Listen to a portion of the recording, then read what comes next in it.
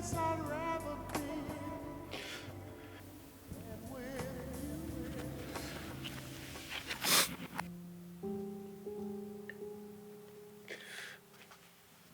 than Welcome back to the latest episode of Over the Shoulder. I am your host, Enoch. As you know, filmmaker, director, photographer, pretty much do all the things at this point. With Over the Shoulder, we talk about the latest projects that Mountaintop Studios is doing and B Real Entertainment is producing. So with this latest project, it was called For the Last Time. And here with me, I have the lead actor. But before we get there, feel free to like, subscribe, comment, share. We're getting a lot of perspectives of the different people who worked with the different projects. So if you ever want to work with a project, be like, hey, I want to work in one of your projects. Or if you have I think this project could have did this, we'd love to hear about it. I'll read all your comments. So just let me know and we're gonna be in there. Without further ado, this man played Klay in For the Last Time. It was a very challenging role, and if I had to say so myself, he did perfection. It was the first time, because I wrote For the Last Time, and it was the first time that I wrote something and it actually came out exactly how I wanted it to come. So, and it's partly in thanks to the leading man and what he did. So without further ado, Stanley Williams. How you doing? Stanley, man, I don't know, what is this project like? 1,200,000 for us? I'll stop keeping count, man. I'll stop keeping count. All right, so we've done a lot of projects together, like a ton. What was different about this project than all the other projects that we've done together? Oof, that's a good question. I think how raw it was. Like a lot of the projects we've done, we tried to make sure they were polished beforehand. This one we came in kind of hot, and I was like, okay, this is different. It still got that twist to it that I think everybody's gonna love, but it was raw. And when I say raw, I mean the amount of emotion was raw that I had to pull out, and just not only me, but the supporting cast as well. I'll let everybody do their thing on the on the interview. But, Okay, so what raw emotion did you have to pull out? so for me, the hardest part for me, the emotion that I had to kind of tap into was loss, sudden loss. And anybody who's ever acted before knows you have to pull on something either real or you have to craft something real to pull from. And pulling from previous experiences of sudden loss can be a bit traumatizing. So, yeah, that explains the rawness that I'm kind of trying to articulate. And so what was the result of you pulling from that rawness? The tears you're gonna see in the film. But more than that, just kind of getting to the bottom of some things, some personal things that I had to deal with on my own, and using those to kind of manifest that same emotion out of Klay. Okay, so when you read the character of Klay, what are some things that you were able to really be like, I resonate with that, I relate to that, I can see a lot of myself in this character? Just his genuine authenticity for how much he cares about this woman. And I'm not gonna drop any spoilers or anything, but my hope is that genuine love comes across throughout the film. Just finding somebody you can spend a lifetime with and really just being like, this is my person. Yeah. So there were two scenes for me that when we were shooting it, I was like, wow. Behind the camera, I was like, wow. So the first scene is, you try to say something without saying too much. But the first scene is you're obviously in the bedroom and it's almost like you look directly at the camera, but you don't look at the camera. Because it's almost like you're so in your head, you're not looking at the camera, but your eyes are right there. And I remember seeing it behind the camera. I was like, oh, he is in this emotion at this point. I'm telling everyone, quiet on set, he is here. He has found it. He has found the moment I need him to found. He is there. He has found it. Let's take advantage of that.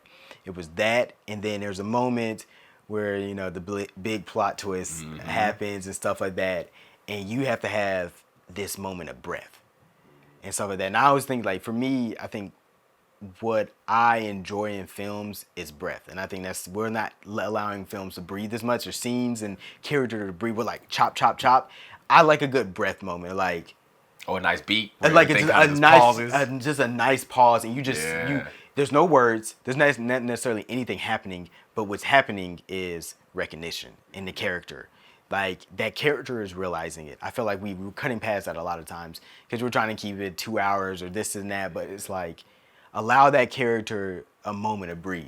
Yeah. Like, even as a director, I'll give it like 5 seconds before I yell cut because I never know what the actor or actress might do in that moment that they don't necessarily have direction. So then what is that natural, this is a craft, this is an art. So what is that art that you're like, you know what? Are you gonna stick in here or are you gonna wait for me to bring you out of here? And sometimes, man, listen, you get some stuff. some good stuff. You get some stuff and you'll be like, all right, cool. Like even the film that we just shot today, it was like allowing like that actresses just to go with their natural. I was like, let me just sit back.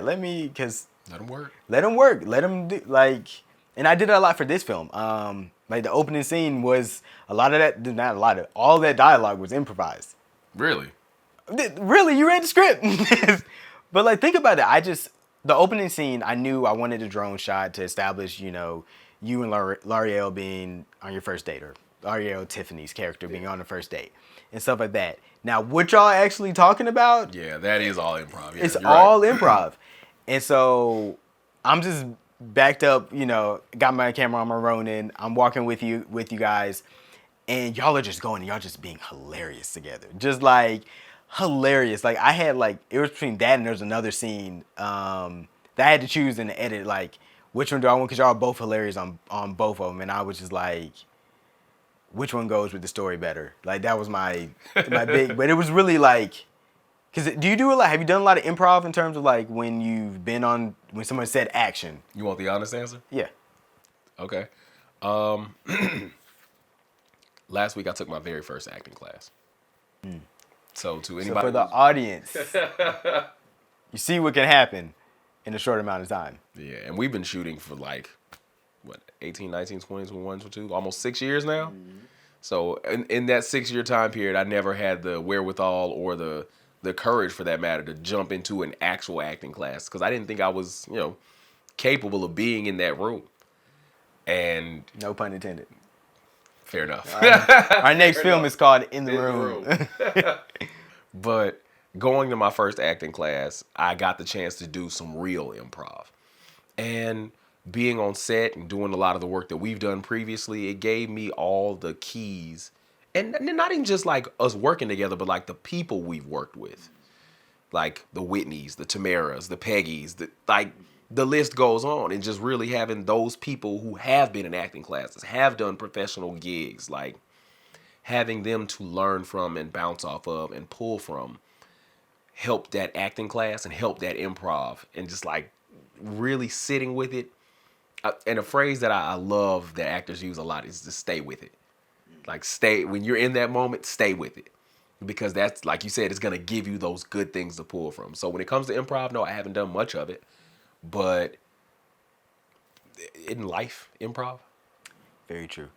I know one of the things I think I've grown very more strong, that was maybe a weakness at first, is kind of like talking with my actors and actresses beforehand.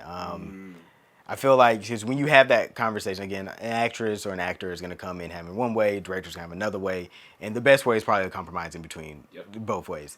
And so, but one of the big things I try to let them know is like, yo, make this your own, make this you, like have that moment, be in it and stuff like that. Like, don't wait. Like, I'm gonna give you a direction, but don't wait for my direction. Gotcha. Like, have that natural instinct. Like, if you feel like you need to sit down in the scene, sit down. Like, even though that might not be, like, I'm a lean onto you in that moment. If it's bad, we're gonna do it again. Do another take, yeah. We're gonna do it again, but like, don't be afraid to take that moment to do something. Now, realize that you're gonna maybe have to replicate that moment maybe 3 or 4 more times, but If it's an authentic moment for you, you can. Exactly. So I think that's what I appreciate about, like, working with certain actors and actresses, and when they just go with it, and they just allow it to be you could tell they understand the assignment, they understand the role, and now it's not you just reading Line. lines off the page. Like, you are the lines. These are the lines coming from you. You know, because again, I'm very intentional as a writer about what I write, but I'm not gonna say it's 100% the best thing that you should say in that moment. Okay. Like when I write, I go for a feeling. Yeah. I'm very poetic, but I go for like this feeling. Like, what do you need to hear? What is it that this person needs to like be in this? If they're feeling this, how do we reverse a 180 degree? You know what? That's probably why we work so well together, because that's the exact same thing I try to bring when I'm doing the lines. It's like, what is the overall feeling that this is going for? Because sometimes the lines are there and you're like, okay, yeah. And once again, this is why I think we work so well together, is because the lines are there, but you also give me the breathing room to make them my own. Because sometimes if the lines just don't feel right, that's not my personality, that's not my voice, that's not the way I would say that. You give me the room to be like, okay, let's play with this a little bit, but stay with that feeling. Because if you get the feeling right and those are your words, it's gonna come out that much more authentic. Some directors don't do that. Some directors are like, you need to stick to these lines strictly. And that's I'm not telling anybody how to run a set, but you know, how are the people who are performing these lines and performing this craft supposed to give you that thing you need for the film to breathe its own, if they're not allowed to breathe with it? I mean, I think to me that's why in every art form, to me, film is the hardest art form, because there's so like every art form is nothing but a story. Every single a painting, Yep. A a song, any of it is just about it's a story. You're telling the story. Film has the most medians that you have to tell this story over and over A again. lot of moving parts. You know, because the writer tells one story. All right. Then the director takes that story and tells, I mean, it's hopefully a very Similar story, but they're telling another story. Then you hand it to an actor and actress, and they'll tell another story right there. And then you have to hand it to the editor, who tells another story, and then Sound. sound is telling the story, and then after all of it's put together, you have all the major players who get the final yes on it. They have to say, what is the story? So you're looking at what were we talking about? 5, 6, 7 different layers. stories, Yeah. layers of storytelling, and it's like the writer might look at this film and be like, I don't even know, this is not what I wrote, or the writer might be like, wow, That's exactly what I wrote. This is what was in my head. yeah. And you know what? Maybe that's what makes a really great film. Like the films who gross these ridiculous amounts of money, the Avatars, the Avengers, the Gladiators, the Black Panthers. Maybe the cohesiveness of everybody being on the same page and having the same vision is what makes a really great story come to life. 100%. I think that's why Christopher Nolan is one of my favorite directors. I think I told you the story, but Interstellar, Hans Zimmer, and They gelled so well. So well. I mean, Hans Zimmer's done Dark Knight. He's done, you know what? Pretty much all of Christopher Nolan's films. But Hans Zimmer was telling the story about Christopher Nolan, Interstellar, and you know, Interstellar's honestly, I want to say Interstellar's probably masterpiece, bro. It's a masterpiece, but probably the biggest film I've ever seen, like in terms of like the scope of what you're dealing with. And when Christopher Nolan came to Hans Zimmer was like, would tell me like what's happening. And Christopher Nolan can't say, hey, we're gonna be dealing with black holes and outer space travel and everything like that. He literally tells him, hey, imagine that you have to make the impossible choice of choosing to spend time with your daughter or leave your daughter for her to survive. And I need you to make the music based around that. And he'll create that small theme, and then he'll layer on top. And scale and intimacy go hand in hand, bro. And so Hans Zimmer was able to come with this very, very simplistic theme, but it works. It worked. The motif, it just works. You feel it. Throughout the entire film. Entire film. And it's just like they were in unison because Christopher Nolan knew the story he was telling. He knew that really is a story. Even though we're dealing with black holes, we're dealing with space travel, special relativity, all of that kind of stuff that we understand as scientists. Yes, we are both scientists. Yes. We understand all those things, which is massive and huge, but the story is the father-daughter dynamic. Yes. That is the story, and Christopher Nolan understood that, and he was able to break that down to Hans Zimmer, for Hans Zimmer to understand it. So now when he adds his story, it's still the same story, just with an extra added chapter. You know, it's extra. It's flavor. It's seasoning. Yeah. It's cooking. And you can always go bigger, but you got to know where you are from that core point. You know what? Film is nothing but like Sunday dinner. Come on. It's Sunday dinner. You got somebody making the greens, Okay. somebody making the macaroni and cheese, whatever meat we doing. I know, yeah, that's an important job. You got the resume. You got to, but somebody making whatever meat platter or protein platter. Someone making the bread, someone making the dessert. Everyone coming together and they putting their own little spin on everything, and that makes but the all meal. together they have to gel well. That makes the meal. You know, you can't. Somebody can't make spaghetti and somebody done brought fish. What we doing? Unless I don't know, maybe. Wait. Y'all don't eat spaghetti with y'all fish? I don't. Is that a thing? Yeah, that's a thing. Oh, maybe I need to try it. All right. Maybe I need to try it. You know what? We might not be gelling in this moment. It's well, you can't make someone makes a meat platter and everyone's vegetarian. True. Like you got to understand the assignment in the room. There are vegan options. Do we have vegan options? Do we have vegan options? It's an important question. So it's like, but it's making a meal. A film is making a meal. Love that. I can dig that. That's a good metaphor. That's a really good metaphor. I like that. So, I know sometimes I'm a lot of the chefs for all the different things, but I'm trying to, as a director, spread out and allow. The team is growing and just giving everyone their part of telling the story, and so that I think that's the hard part when you start out small and you're doing everything is really Giving some room for somebody else to have a little responsibility. And tell their story. How you just said sound tell story. This have someone else add their story and understanding and hoping and trusting that their story is cohesive with the story that you want to tell. Like it's a thing. You know, sometimes you have to just I am not even gonna when I hand the script to an actor and actress I haven't worked with, that's up until we get on set, I am scared.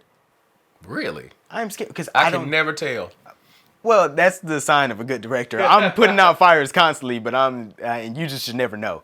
But it's for multiple reasons of working with you all the time, your talent, your skill set, your just attention to detail, you being on time, asking the right questions and stuff like that.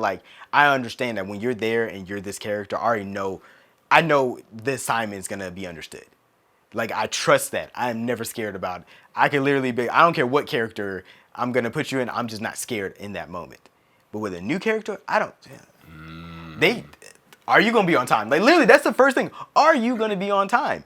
Are you going to be on time? I've worked with someone, it's because when you're not on time, it sets everything back.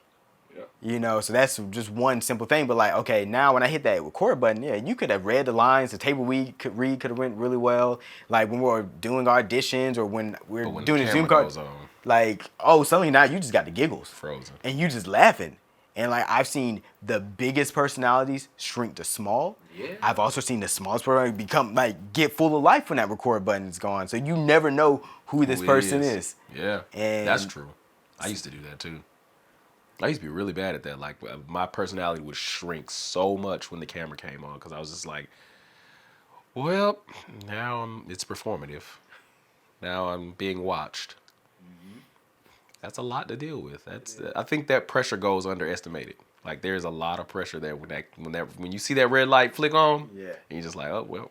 Sometimes I'll be recording and people don't even know. I'm all right, just run the lines. We'll do a practice run. Those are the best takes though. Because you can get outside of it being. Now the hardest part is the sound, because the sound parts, when they all in your face, it's okay, yeah, I know you recording. But I'll do a take when no one knows.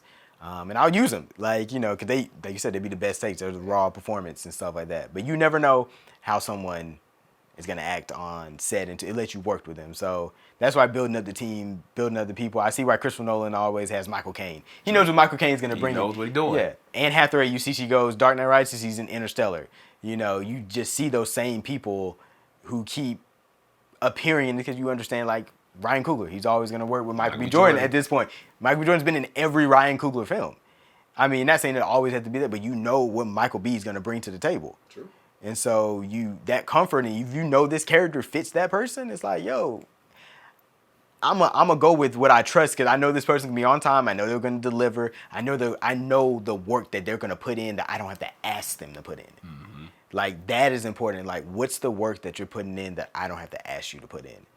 Like, because it's like, I mean, at least for my sets, I can't speak for all sets, people are coming together because of my crazy wild visions and stuff like that. And that's great, and I always appreciate everyone who shows up. Like, being there is 90% of the battle. The other 10% is what's the work that you're putting in after I've given you the assignment. Gotcha. And I appreciate every single person who's like putting in. So, you know me, the day before a set or the few days before, I tell people, you call me if you have questions, we can hash it out. Like, I'm gonna make time for this. I don't care what's going on. This is true. Because this is very true. That's the work before the set. I want people to like, you know, hey, with this wardrobe, I'm thinking this. Or I'm thinking that I want that to be, that intention to be there. Okay. Because now it's like, you're not just leaning on my vision, you're making it our vision. And when you make it our vision, we make the greatest art. That was nicely put. You know, Very nicely put. I'm good for one a day.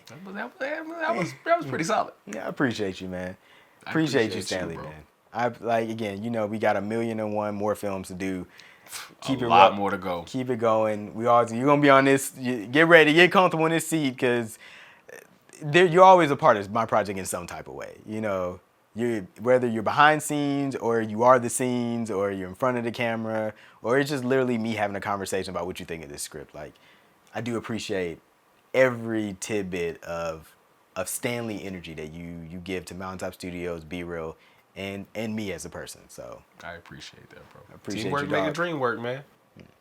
Only way to do it. Only way to do it. When you got a vision of this magnitude, only way to build is with a team. Very true. So again, well, let me say it from my perspective. But we appreciate you. All the work you put in behind the scenes that we don't see and making it look easy while you do it. We appreciate you, bro. Spoken from a GOAT. So I appreciate everyone for watching this episode of Over the Shoulder. I appreciate Stanley for coming in and giving his perspective on what it was like to play Klay and for the last time, and just, you know, the overall process of how we're doing things, what we're doing moving forward. And to the audience, you know, like, subscribe, share, comment. Let's hear, who else do you want to see? I work with a lot of people. Who do you want to see sit in this Indeed. opposite seat? And, you know, we got a lot of projects going, so feel free to always reach out to me in my DMs, through Instagram, through YouTube. Like, I'm always ears. Like, even though I said, you know, I'm scared about working with new people, I always will work with new people because I realize that is growth and that's how you grow the empire. So I appreciate everyone. And till the next time, that's a wrap. Holla.